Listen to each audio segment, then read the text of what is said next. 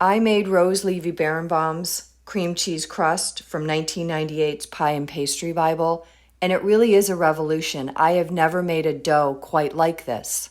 I read the article from 2022's Epicurious about why it works so well. And all cream cheese dough can be too fragile to handle and difficult to pull together. RLB keeps the balance of strength and tenderness by using pastry flour. It's key.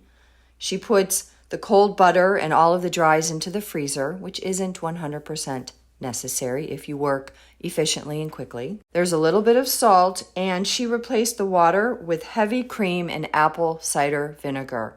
The fat in the heavy cream inhibits gluten development, and so does the vinegar. The most revelatory ingredient was baking powder.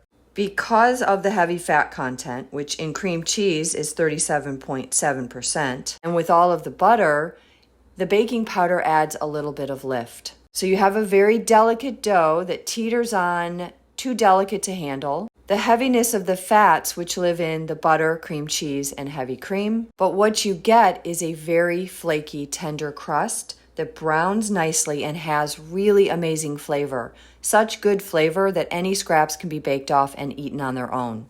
This crust is best for pies that are served at room temperature, which brings me to this apple pie that I froze with a cinnamon streusel on top. The dough came raw after an overnight rest in the cooler.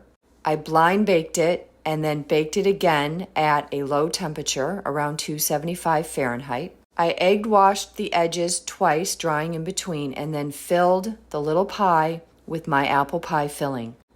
I used cinnamon streusel that is raw. I made it the day before and it's been resting in the cooler overnight.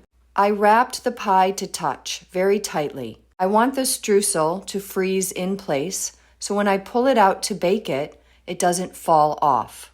I've had the pie in the freezer for 2 weeks. I pulled it out yesterday and popped it straight into a preheated oven that was prepared with a baking stone and a baking tray lined with parchment, because I know my pies get baked until they ooze and drip all over. If you are doing this for a dinner party, you can pop this pie right in the oven as all of your side dishes have been removed. And while it's baking, it will permeate the room with the smell of dessert while you build your appetite back up. I do 20 minutes at 350 and then turn it down to 275 for the rest of the time. Now, I know you're probably thinking this pie is burned, but I am addicted to things that are baked until they are chewy and caramelized. And this pie is just for me. I got busy doing other things and I don't mind because I love the chewy, delicious caramelization that occurred, and the apples turned into an apple butter. Use the freezer as professionals do, but pay attention to every step along the way.